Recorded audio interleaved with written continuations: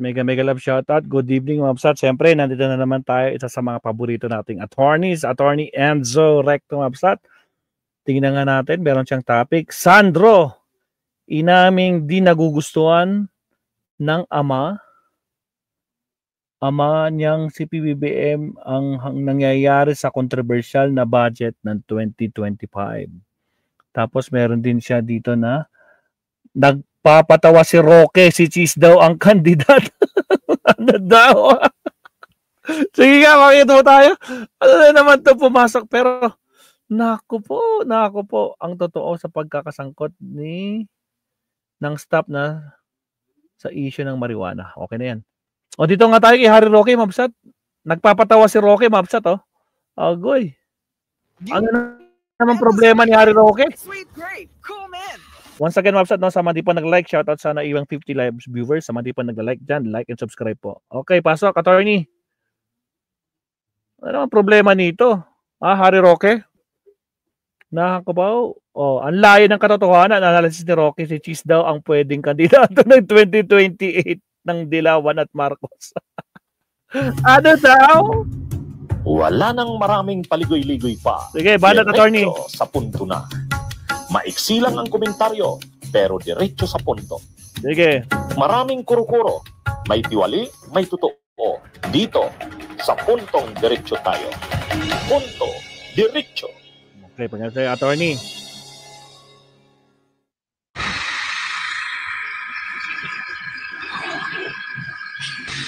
Mga kabunyog, mga kababayan. Itong si Harry Roque, akala mo naman naging political analyst, akala mo ang galing naman.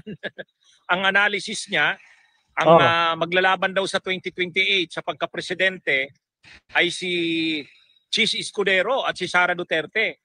Ang imamanok daw ng Dilawan at ng kampo ni Marcos, magsasanib pwersa daw, ay si Cheese Escudero para ipantapat daw kay Sara Duterte.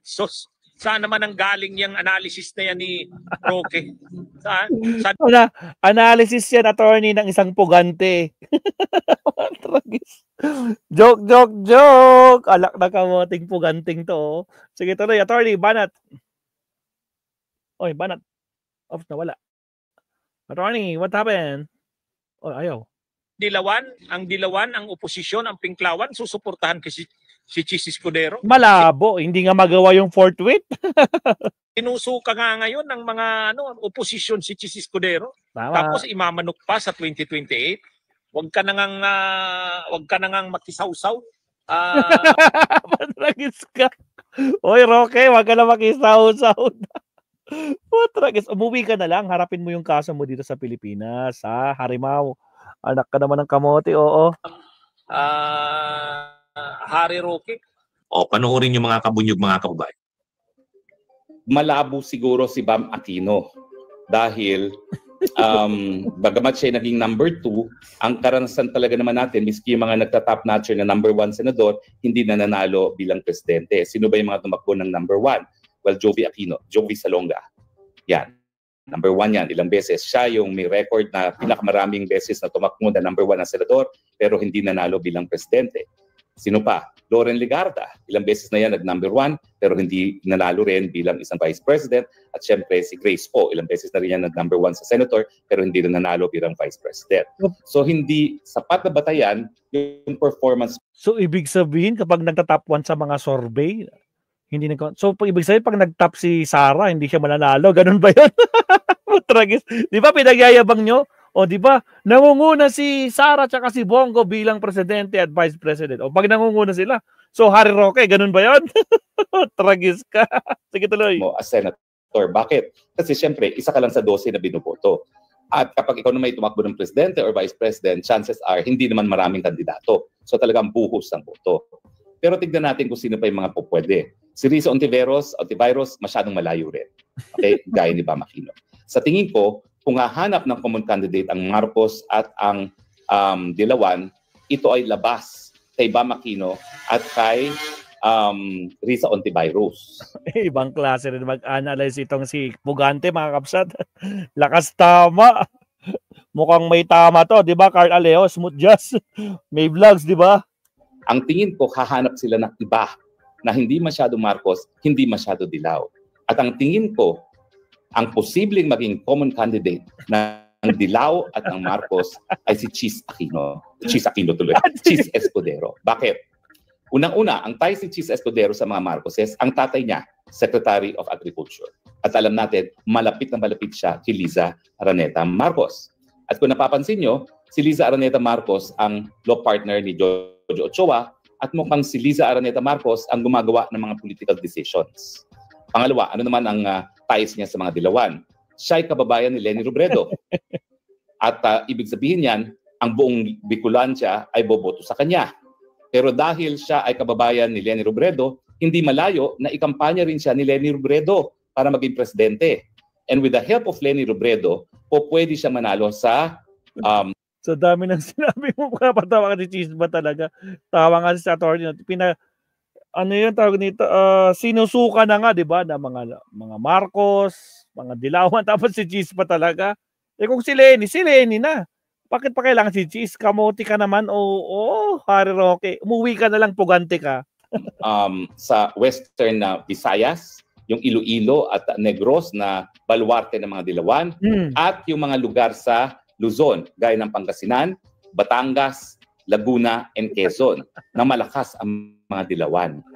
So pag nakuha yan ni Cheese, yung karamihan ng Balance Luzon at malaking bulto ng Metro Manila, ang Bicol Region at ang Northern Luzon na baluarte pa rin ng mga Marcoses, sa tingin ko, malakas ang tsansa na makalaban kay Inday Sara Duterte. Pero siyempre, yan ay isang uphill battle. Ang problema sa mga supporters ni Tatay Digong at saka ni Inday Sara Duterte, ang layo pa nga ng 2028. At ang nakaupo ay ang mga Marcos. So, meron pa silang dalawa pang budget na ipapasa na pwedeng gamitin laban kay Inday Sara Duterte. At bagamat nakaupo si Inday Sara Duterte, kung ikukumpara mo ngayon ang budget ni Inday Sara Duterte sa budget ni Leni Robredo, ang laki ng liit. So, ibig sabihin, hindi rin magamit ni Inday Sara Duterte ang budget niya as Vice President para mangampanya for 2028. At ang problema... So meaning yung budget niya, ang gagamitin niyang pangkampanya, ano daw? Isa pa nga. Sara Duterte, ang budget niya as Vice President para mangampanya for 2028. At ang problema nga niya, nakakulong ang tatay niya ngayon, kaya hindi siya talaga makapagkampanya ng todo. Para sa presidente. Para sa Bida Fresh Moments, Bioderm Fresh. Tama ba yung naririnig natin? Konti lang daw budget niya bilang Vice President, kaya mahirapan sa kampanya. Ang tingin ko, bagamat mababa rin si Cheese sa mga survey ngayon, Cheese is making the right moves now dahil pinapakita niya sa taong bayan na siya ay independyente. Paano niya napakita yan? Doon sa kanyang posisyon sa impeachment. Hindi siya lantaran ng Dilawan at Marcos dahil hindi nga siya pumanig sa impeachment ni Inday Sara Duterte. At dahil dyan, meron din siyang simpatsya na nakuha sa mga loyalist ng mga Duterte. Kasi ginamit niya yung kanyang pagiging independyente para matigil ang pagsulong na impeachment na alam naman natin ay ginagamit bilang sandata kalaban sa politika ng mga Duterte ng mga Marcoses. At dahil dyan, sa tingin ko, maraming independyente na baka tumingin sa panig ni Cheese Escudero pagdating ng eleksyon at itong mga independyenteng ito na bumoboto naman traditionally para sa mga Dilaw ay pupunta kay Escudero. Now, hindi pa po lumalabas ang numero kung gaano ang itataas ni Cheese Escudero sa survey sa pagiging presidente. Pero kung titignan niyo po yung approval and trust rating ng mga namumuno sa ating bayan, nakasama si Marcos Jr., si Inday Sara Duterte, si Cheese at si Tambi at si Chief Justice Esmundo, ang pinakamalaking taas po sa approval at trust rating ay si Cheese Escudero. Dahil nga po dun sa kanyang pinakita na pagiging independyente at pinakita yung kaalaman sa batas. Sapat ba yan para malamangan ng Inday Duterte? Sa ngayon, malayo. In fact, napakalayo ni Cheese doon sa data survey na aking binasa. Ayan, puntuhan nga natin yan mga kabunyog, mga kababayan. Sige, sabi kasi panatan mo, attorney, kayang-kaya mo yan. Sabi ni Harry Roque, ang mangyayari daw sa 2028, ang gagawing pambato ng mga magsasanib sa yung Dilawan, Tinklawan at saka kampo ni Marcos ang imamanok daw ay si Chis Escudero laban kay Sara. Dahil si Chis Escudero daw ay hindi naman hindi sobrang dilawan, hindi rin daw sobrang Marcos. Parang katanggap-tanggap daw ito. Pag ito daw ang sinuportahan, tatanggapin ito ng kampo ni Marcos kasi hindi naman ito masyadong dilawan. Tatanggapin din naman daw ito ng mga dilawan kasi hindi naman daw ito masyadong Marcos. Parang compromise candidate. Para daw ipanlaban kay Sara Duterte. Kaya lang, paano naman yan mangyayari? Sa ngayon pa lang, halos sinusuka na ng mga dilawan, pinklawan at ng oposisyon si Chis Escudero. Tapos susuportahan pa. Saan naman ang galing yung analysis na yan ni Harry Roque? Huwag ka na nga Harry Roque mag-analyze ng ganyan. Ang layo namang mangyari niyan. Ang layong mangyari niyan. Ang pinagpipilian ng dilawan, ng kakampings at ng oposisyon ay pwedeng si Leni Robredo, si Risa Hontiveros, pero wala yan sa equation si Chis Escudero. Lalo pa ngayon, sa ginawa niya sa impeachment kay Sara, sinusuka siya. Alam nyo, itong si Harry Roque, nagpapaka-feeling relevant. Feeling nagbibigay ng mga analysis, ng mga forecast para akala mo magaling siya. Magaling siya sa mag-analyze ng takbo ng politika sa Pilipinas. Ang layo niyan. Roque, pakialaman mo na lang ang sarili mong persa. Huwag ka nang makialam sa oposisyon. Huwag ka nang makialam sa dilawan at pinklawan, wala kang alam. Ikaw, ang pagkaabalahan mo, yung problemang legal mo, hindi mo pa nga nasusolusyonan yung problemang legal mo. Tapos sinusuka ka na rin ang kampo ng mga Duterte. Si Sara Duterte, sa away ninyo ni Kaufman, panig pa rin kay Kaufman. Panig kay Kaufman. Paano yan? Tapos ngayon, magbibigay ka ng ganyang analysis. Ang galit ng mga oposisyon, dilawan, pinklawan, mga progresibo, mga kaliwang grupo, kay Chis ay sagad. Tapos sasabihin mo, ito ang imamanok. Saan ka kumuha ng ganyan?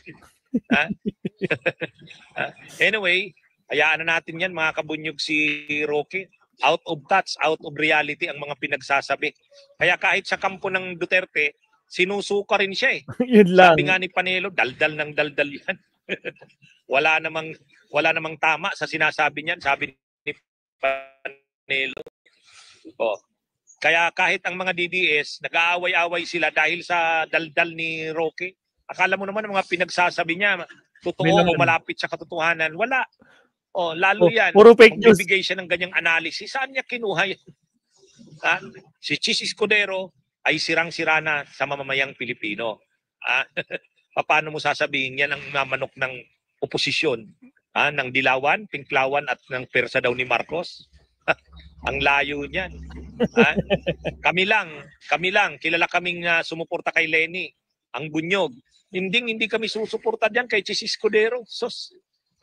Sino ka para magsabi sa amin na sa grupo ng mga dilawan, pinklawan at oposisyon ay si Chis ang imamanok? Okay, yan po ang ating punto diretso. Ayun, salamat attorney. Talagang sapul na sapul dito si Harry, mga kamsat. Nananaginip na naman ng kanyang pinagsasabi. Agoy, lakas tama talaga. Meron pa dito, di ba? Paano kung mag-positive si Nadine?